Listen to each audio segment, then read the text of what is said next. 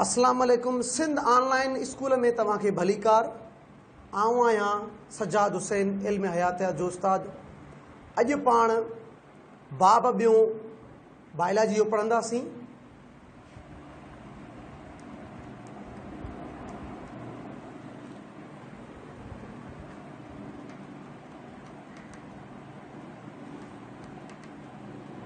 Solving a biological problem. हयातियाती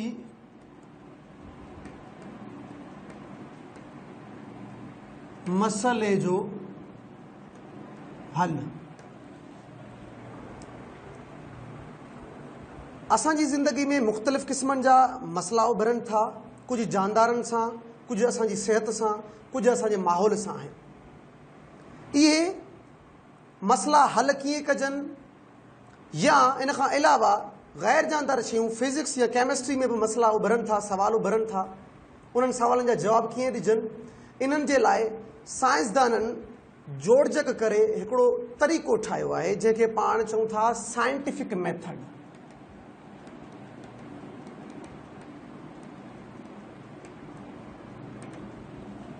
साइंसी तरीक़ो।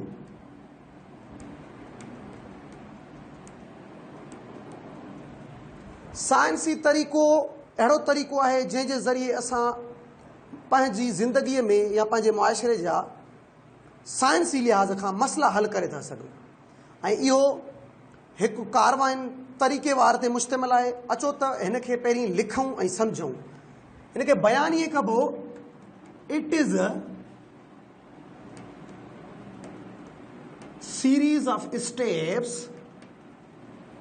followed by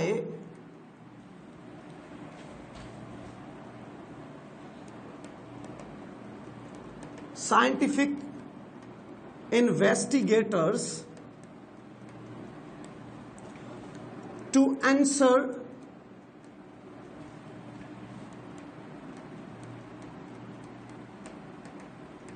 a specific question.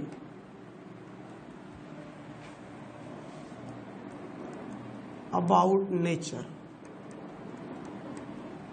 Sindhi में पाण साइंसी तरीक़े खे ईअं पढ़ंदासीं त ही हिकु सिलसिलेवार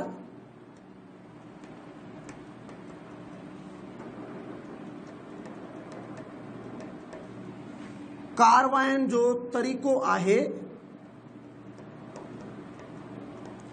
जंहिंमें मख़सूस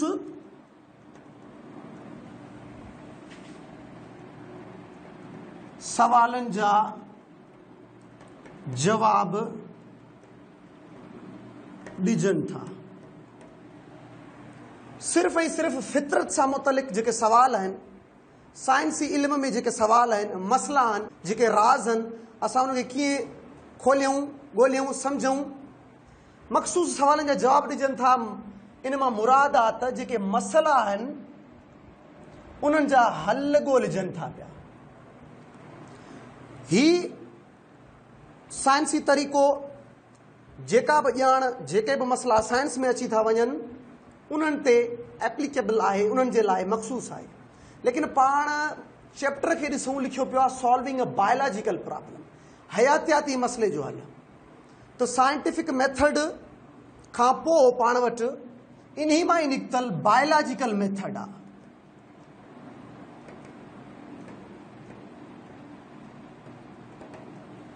बायोलॉजिकल मेथड जंहिंमें पाण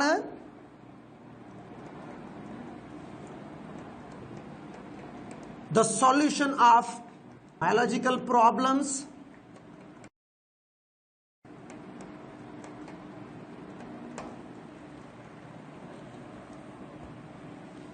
are to answer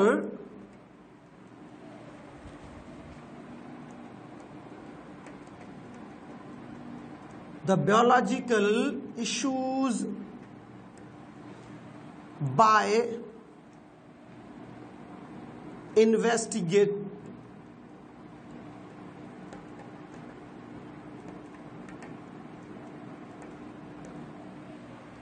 biological method के पाण ये समझदासीं तो सॉल्यूशन ऑफ बायोलॉजिकल प्रॉब्लम। हिन में असांजा जेके हयातियात जा मसला आहिनि जे मसलन जो हल या हयातियात जानदारनि सां लाॻापियल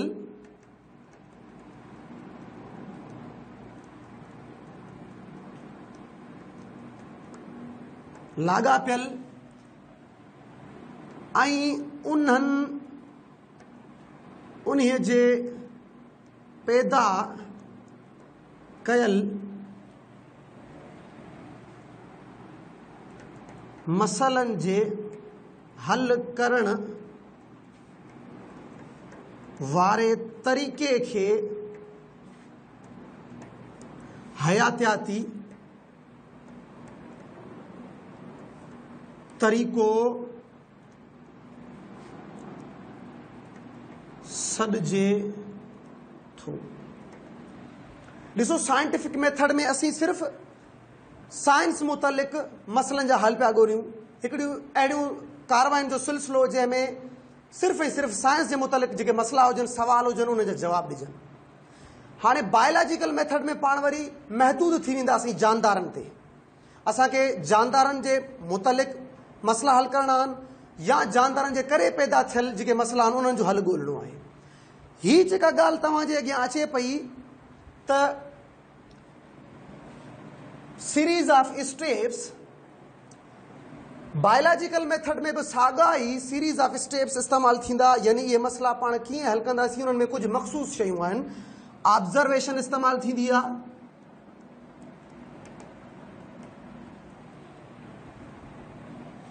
हाइपोथेसिस इस्तेमालु थींदो आहे, एक्सपेरिमेंट ते पाण ईंदा आहियूं, अॻिते हली पाण थ्योरी ते ई बची वेंदा आहियूं। हीउ हिकु मरहलेवार सिलसिलो आहे, लेकिन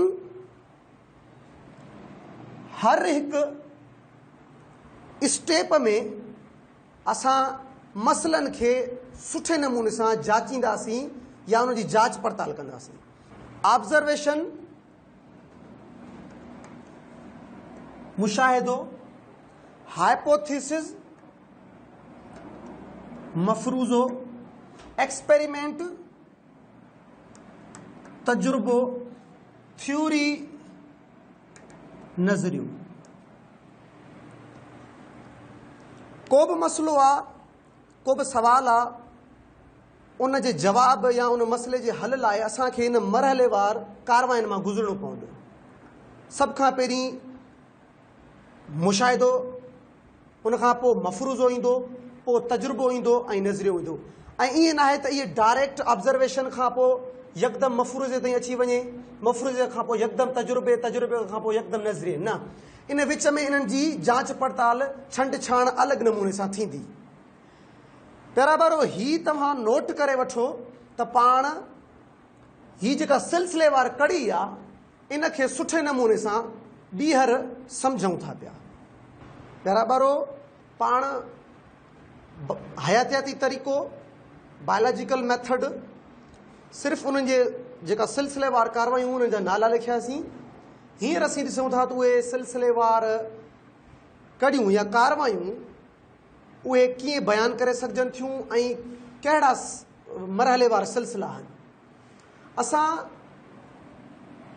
ऑब्ज़र्वेशन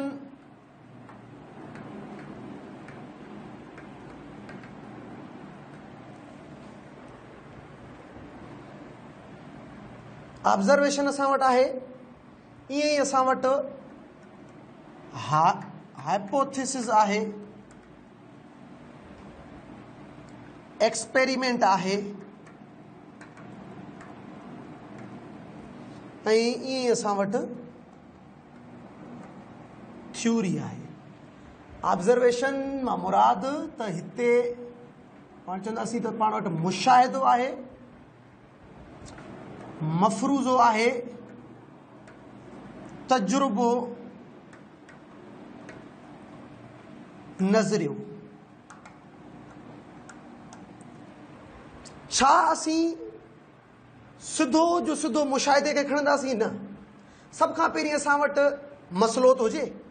तंहिंजे करे अगरि असां वटि बायोलॉजिकल प्रॉब्लम आहे, बायोलॉजिकल प्रॉब्लम हयातियाती मसइलो असां वटि मौजूदु आहे,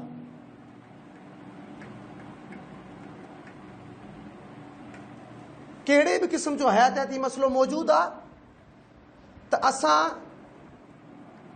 उन जे लाइ ऑब्ज़र्वेशन मुशाहिदो इस्तेमालु कंदासीं, जंहिंमें पाण गौर फ़िक्र कंदा आहियूं, ॾिसंदा आहियूं, जाचींदा आहियूं, परखींदा आहियूं। ऐं हिकिड़ी ॿी ॻाल्हि त प्रीवियस नॉलेज जी बि मदद वठंदा आहियूं, यानी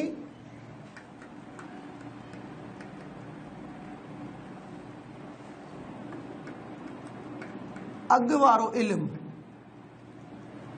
मुशाहिदो त पाण इस्तेमालु कंदासीं, पर उन खां पहिरीं अगरि उन जे मुतलिक़ उन सां कंसर्न्ड को इल्मु आहे, का ॼाण आहे, त उहा बि उन सां गॾु खणंदासीं। पर ॿी ॻाल्हि हिते त ऑब्ज़र्वेशन मुशाहिदो यादि रखिजो रिलेटिड हुजे, रिलेटिड मुशाहिदो हुजे, ऐं गॾोगॾु प्रीवियस नॉलेज अॻु वारो इल्मु हुजे। मसइलो असां वटि अची वियो, उन जे लाइ असां ऑब्ज़र्वेशन मुशाहिदो शुरू करे छॾियो, गॾोगॾु असां पुराणी नॉलेज खईंसीं, ऐं उन खां पोइ असीं अॻिते मरहलेवार शुरू थियासीं, मफ़रूज़े हाइपोथेसिस ते आयासीं। हाइपोथेसिस में असीं का न का ॻाल्हि चवंदा आहियूं, का न का स्टेटमेंट लिखंदा आहियूं, को बयानु ॾींदा आहियूं। असांजो ऑब्ज़र्वेशन थी वियो, मुशाहिदो थी वियो, जेॾीमहिल मफ़रूज़े हाइपोथेसिस ते ईंदासीं त वरी सवाल थो थिए, छा डायरेक्ट असां एक्सपेरिमेंट ते ईंदासीं, तजुर्बे ते? न, उन मफ़रूज़े जी एक्सप्लेनेशन थींदी,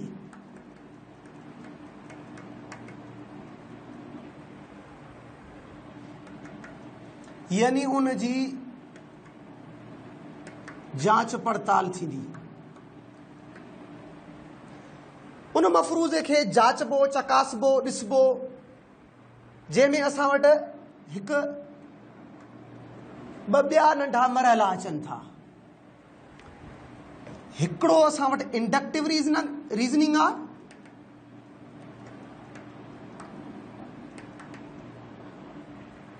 ॿियो असां वटि डिडक्टिव रीज़निंग आहे।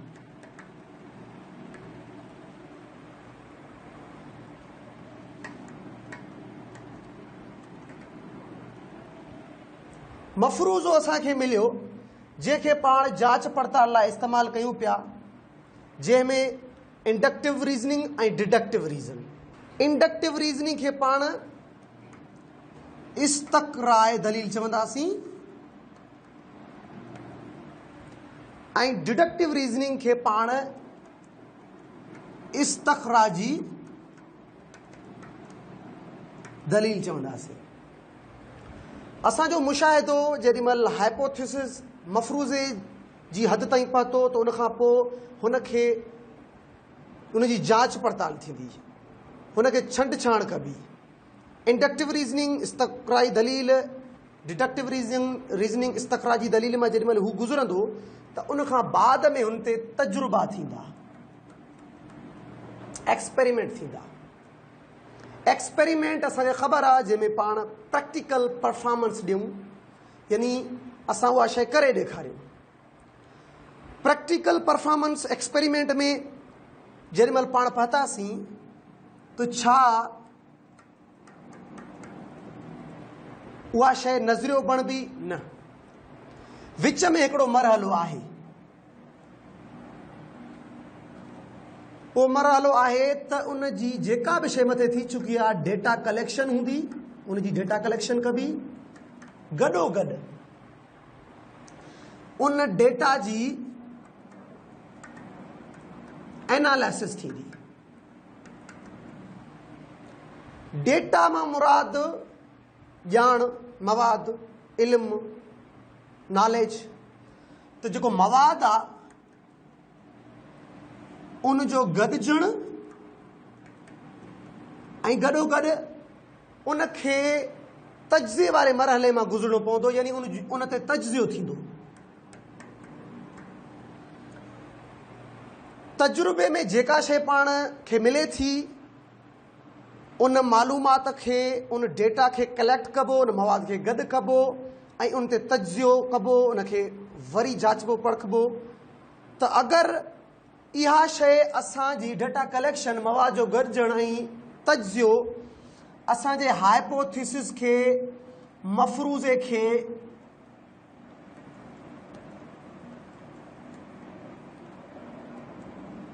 सपोर्ट करे थो मदद ॾिए थो अगरि इहा डेटा कलेक्शन मवाद जो गॾु थियणु ऐं तजियो असांजे मफ़रूज़े जे लाइ मददगार साबित थिए थो मददगार आहे तंहिंखां पोइ थ्योरी ठहंदी ऐं अगरि यादि रखिजो त इहा डेटा कलेक्शन मवाद जो गॾिजण ऐं तजियो असांजे मफ़रूज़े खे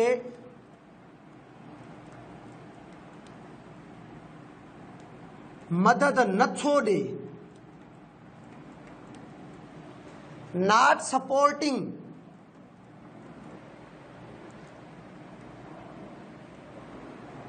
अगरि इहो मवाद गॾियल मवाद ऐं इन जो तजियो असांजे मफ़रूज़े खे कहिड़े बि क़िस्म जी मदद नथो ॾे सपोर्ट नथो करे त पोइ इहो नए सिर वरी हिन मफ़रूज़े ताईं महदूद हूंदो it will be a new